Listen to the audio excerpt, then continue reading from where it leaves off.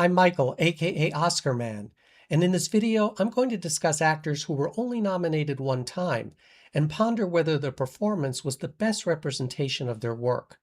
I'll start with one of the most popular actors of the past 40 years. It's over! Enough! Enough!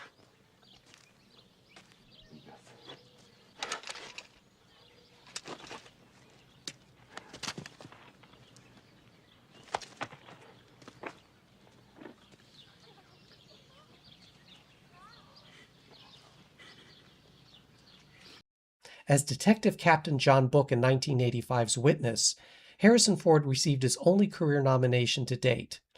Witness was nominated for 8 Oscars and won 2, for original screenplay and editing.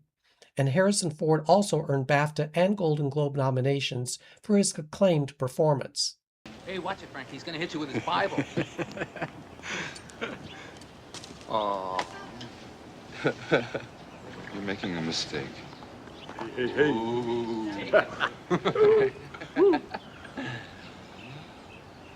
Boo.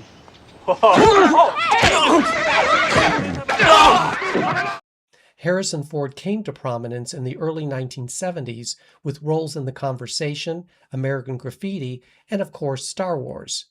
While many consider Witness one of his best performances, he lost the Oscar to William Hurt in Kiss of the Spider-Woman. What about his work in these films? Drink when we're not thirsty. We buy what we don't need and throw away everything that's useful. Why sell a man what he wants? Sell him what he doesn't need. Pretend he's got 8 legs and 2 stomachs and money to burn. It's wrong. Wrong, wrong, wrong. There are people in New York that live on pet food and would kill you for a quarter. You don't dare take a walk for fear somebody will stick a knife in your ribs. Think of it. Remember when you were 6? You and your brother snuck into an empty building through a basement window. You were gonna play doctor. He showed you his, and when it got to be your turn, you chickened and ran. Remember that? You ever tell anybody that? Your mother, Tyrell, anybody? Huh? Mosquito Coast and Blade Runner are often mentioned as films in which Harrison Ford deserved an Oscar nomination. The actor stated that the one role he regretted turning down was the part that won George Clooney the Oscar, 2005's Syriana. Unlike Clooney, I wonder if Ford is thought of more as a movie star than an actor, and that is why the Academy has overlooked him over the years. Then again, he hasn't won any major acting awards, though he has received numerous Lifetime Achievement honors, including one from the Screen Actors Guild. Though it hasn't happened yet, I wouldn't bet against Harrison Ford receiving an honorary Oscar in the near future. But we have no uniforms, no flags, and no medals when we are brave.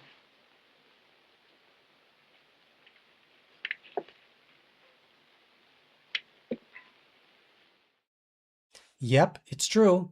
Screen legend Marlene Dietrich was only Oscar nominated once, for 1930's Morocco. She lost that year to Marie Dressler in Min and Bill. I seem to have the unhappy faculty of causing trouble wherever I go. Oh, nonsense. You know, I carry some weight with Cesar. Possibly I can help you. Every time a man has helped me, there has been a price. What's yours? Destry Rides Again and Judgment at Nuremberg gave Marlene Dietrich the opportunity to showcase her often overlooked talents. Then, of course, there is the standout that many believed would not only bring her another nomination, but the Oscar itself. When I came to see you and you said that no jury would believe an alibi given by a loving wife, no matter how much she swore her husband was innocent, that gave me the idea. What idea? The idea that I should be a witness. Not for my husband, but for the prosecution, that I should swear Leonard was guilty, and that you should expose me as a vicious liar, because only then would they believe Leonard was innocent. In 1957's Witness for the Prosecution, the role of Christine, first offered to Oscar winner Vivien Leigh, was accepted by Dietrich only on the stipulation that Billy Wilder direct the film. Wilder purposely did not show the final 10 pages of the script to the cast until it came time to shoot those scenes. Marlene Dietrich was Golden Globe nominated for her performance. Do you think it was even better than the one for which the legendary star received her only acknowledgement by the Academy? Jack Horner, filmmaker. Really? Yeah, I make adult films, exotic pictures. Those are great. So now you know I'm not full of dog-eat-doo-doo. In 1997's Boogie Nights, Burt Reynolds earned his one Oscar nomination for his supporting role as Jack Horner. If the future is tape, videotape, and not film, it is amateurs and not professionals, I'm a filmmaker.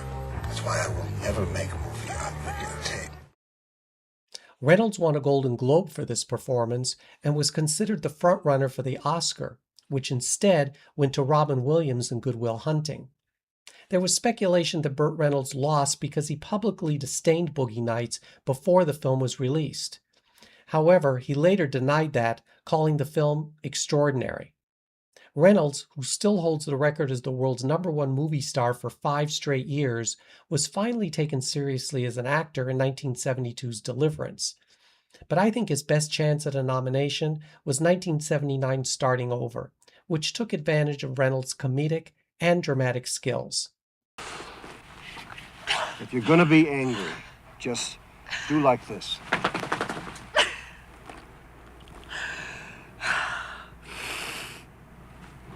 Take your hands off me. Put your hands on me. I'm sorry I called you my friend. You're not my friend. You're my... Burt Reynolds famously turned down the role which won Jack Nicholson the Oscar in 1983's Terms of Endearment. I think Reynolds would have easily won as well. Likeable and charming on screen, the actor was known to be temperamental and difficult to work with. However, I think it would have been fitting had the Academy bestowed Burt Reynolds with an honorary Oscar before he died in 2018. Was Boogie Nights his best performance? Past 6-7 months, I've been living with a man. Well, actually 2 men. One in Chicago and one in New York. The real problem is that I'm pregnant. I don't even know if it was Chicago or New York. Maybe some younger Oscar nerds are unfamiliar with Tuesday Weld, but most of us know her as an actress who began as a teen in some early, forgettable films, and later became Oscar-nominated for 1977's Looking for Mr. Goodbar. And last night, I woke up in a room full of naked asses. Mine was one of them. I guess that's all I've ever been. Just another piece of ass. As Diane Keaton's out-of-control sister, Weld gave one of her strongest performances, but lost to Vanessa Redgrave in Julia. However, I think she missed out on an Oscar nomination for one of her most acclaimed film roles. I'm only here because I read an advertisement that... You think you have to apologize for being here? No, it's talking about taking people back. Regressing. Regressing them to when they were fetuses. Or even further to a previous life? No further. I don't care about further. In the Little Scene 1972 drama Played As It Lays, Tuesday Weld gave what I think was her best film performance as Maria, an actress recovering from a nervous breakdown. In addition to her Golden Globe-nominated performance, you should check out 1968's Pretty Poison. Tuesday Weld turned down Bonnie and Clyde, Rosemary's Baby, and Bob and Carol and Ted and Alice because she didn't want to work in films that would be huge successes. Once married to Oscar-nominated actor Dudley Moore, Tuesday Weld, who began her career in 1956, made her last film in 2001, then retired from the industry. Now you're going to throw that up to me. I thought what we said on the train was in confidence. Of course, darling. I'll never forget a single word you said to me. A true movie star, Rock Hudson was perhaps best known for his screen pairings with Doris Day in lighthearted romantic comedies like Pillow Talk. but the actor received his only Oscar nomination for 1956's Giant. Now, look here, Sarge. I'd sure appreciate it if you were a little more polite to these people. Oh, you would you? I'm Vic Benedict. Your neighbor, you might say. Does that give you special privileges? The name Benedict's meant something to people around here for a considerable time. Rock Hudson became an overnight star in 1954's Magnificent Obsession after appearing in 25 films, uncredited in several of them. His greatest success came in the 1950s and 60s, where his leading man status was solidified in such films as All That Heaven Allows, Written on the Wind, and Lover Come Back. He lost the Best Actor Oscar to Yul Brynner in The King and I. Perhaps known more as a star than as an actor, there's one film where Rock Hudson got the chance to show a different side.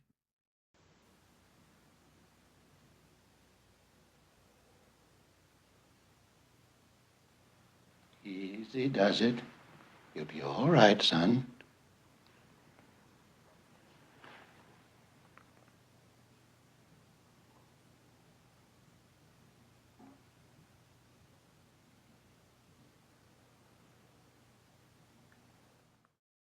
Released in 1966, Seconds, directed by John Frankenheimer, was a psychological horror film that was ahead of its time. At first dismissed by critics and audiences, Seconds has gained cult status over the years, including appreciation for Rock Hudson's performance as Tony, a man who takes over the identity of an older banking executive. Famed cinematographer James Wong Howe's work received an Oscar nomination, and Hudson, feeling he had been typecast in romantic comedies, strongly lobbied for the part after Laurence Olivier was rejected because he wasn't considered a big enough star at the time. Following the failure of Seconds, Rock Hudson's film career diminished, and he took roles in such television series as Macmillan and Wife and Dynasty. The winner of 4 Golden Globes for World Film Favorite died from AIDS in 1985 at the age of 59. Perhaps that's what gives Westerners their charm. The senator was like that. That's why when your father... Oh, Jesse always chides me for talking about the past. I hope Jesse likes me. We're going to lose him someday. I've known that ever since he came back from law school. It's hard to believe that the actress once dubbed the First Lady of the Screen only received 1 Oscar nomination, and that was for a supporting role in 1946's Duel in the Sun. I'm a nuisance to you even to the end. It's the first time you've been in this room since that night. Don't bring that up, Laura Bell. I never had the courage to discuss it with you before, but it doesn't matter now. I've paid for my mistake. As Laura Bell, Lillian Gish's performance as the good-hearted wife of domineering rancher Lionel Barrymore featured a memorable death scene in a film that is now considered a camp classic. Gish lost the Oscar to Anne Baxter in The Razor's Edge. Considered the premier star of the silent screen, Lillian Gish made 14 films in 1912 and her first sound movie in 1930, among them Portrait of Jenny and The Night of the Hunter. But I was absolutely certain she would not only be nominated, but would win the Oscar for what would become her final film. You know what would be nice? What would be nice? A big picture window here instead of these 2. I've always wanted one. 1987's The Whales of August was based on a play about the relationship between 2 elderly sisters, played by Lillian Gish and Bette Davis. I gotta admit, the film is slow-paced and, well, it's dull. But watching 2 screen legends together is reason enough to check it out. Bette Davis reportedly did not like working with Gish because she thought her co-star was deaf and made her miss her cues. But Gish, 93 years old at the time, stated that she purposely gave Davis the silent treatment in order to ignore her less than kind remarks. Though The Whales of August was not a success at the box office, Lillian Gish was considered a favorite for a Best Actress nomination, but the Academy only singled out Ann Sothern in the Supporting Actress category. The recipient of Lifetime Achievement Awards by the American Film Institute, Kennedy Center Honors, and Golden Globes, as well as an honorary Oscar in 1971 and the star on the Hollywood Walk of Fame, Lillian Gish died in 1993 at the age of 99. You know, Don Darrell, it'd give me a great deal of personal pleasure to break every bone in your body. Goofing off down there was one thing. Up here it's another. Now get out of here before I kick the... Wait! Report to Sergeant Warnicki. Tell him you're going to dig latrines for every man in this company from here to Rome. Nice, deep ones. In 1943's The Story of G.I. Joe, Robert Mitchum earned his one career Oscar nomination as Captain Bill Walker. McCarthy, Spadovsky, Smith. Dear Mrs. Smith, your son died bravely today on the... And the new kids that come up. That's what gets you. Praised for what was called an extraordinarily haunting performance, Robert Mitchum lost Best Supporting Actor to James Dunn in A Tree Grows in Brooklyn. But the actor went on to become best known for his work in film noir, eventually cast as a leading man in such films as the aforementioned The Night of the Hunter, Heaven Knows Mr. Allison, and The Sundowners. With a career spanning 50 years and more than 100 films, Robert Mitchum missed out on a nomination for his performance in what is considered one of the greatest of all film noirs. It's a nice view. Am I here to admire it? Not exactly. I need your help. Like old times. I always liked you. You liked me because you could use me. You could use me because I was smart. I'm not smart anymore. I run a gas station. I like the view. Stylishly filmed with moody cinematography, 1947's Out of the Past featured Robert Mitchum at his best, as the trench-coat-wearing detective, which later became his trademark. The actor, who is currently rated number 23 on the American Film Institute's list of the greatest male stars of American cinema, received a Lifetime Achievement Award from the Golden Globes and as a star on the Hollywood Walk of Fame. Respected as an actor, if not honored by his peers, Robert Mitchum died from lung cancer in 1997 at the age of 79. Before I conclude with yet another screen legend, I want to offer my sincere appreciation to you for watching this video. Oscar is known for over-rewarding some actors as well as overlooking some great work by others, but he's still the king, at least in my book. At the end of the video, I'll share a rare moment by a legend discussed in this video, and afterwards, it would be helpful to the channel if you hit the like button, become a subscriber if you're not already a member of our Oscar nerd community, and join us each week for videos as well as cast your votes in the daily polls. Knew to whom I was referring right away. Yeah, me and my crystal ball. You and your crystal head. And wipe that Emily Post look off your face. I didn't endanger your lily white reputation. I simply said she's pretty. So she's pretty. What the blue blazes has that to do with the price of pork? And she's very nice, too. Certainly she's nice. So she's nice. I said it first, didn't I? Well, who cares who said it first? Well, it might make her a little nicer if I said it All first. right, so you said it first. Many male and female actors known for their beauty are often not taken seriously for their talents. And I think Ava Gardner was a prime example of this. She was nominated for Best Actress for her performance as Eloise in 1953's Mogambo, but I don't think it was her best work. Black king. What do I want with an old black king? Okay, let him go. He'll find out. Little boy with a daisy air rifle. And gee, Dad, it was just my size.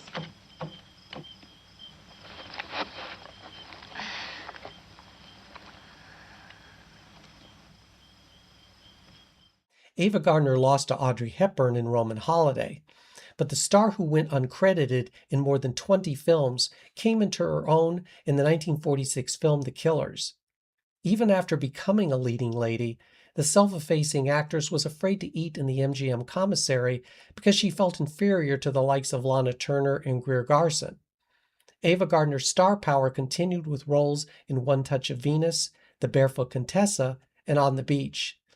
But I remain puzzled as to why her BAFTA and Golden Globe nominated performance in an adaptation of a Tennessee Williams play was overlooked by the Academy. What subject do you teach back in that college of yours, honey? Boys, if that's got anything to do with it. Well, geography's my specialty. Did you know that if it wasn't for the dikes, the plains of Texas would be engulfed by the Gulf? Maxine? Let's level for a while, Butch, old gal. You know what you're sore about? What you're really sore about is that little quail of yours has a natural preference for men instead of... Maxine! I think the role of the lusty, outspoken Maxine Falk in 1964's The Night of the Iguana was a perfect fit for Ava Gardner.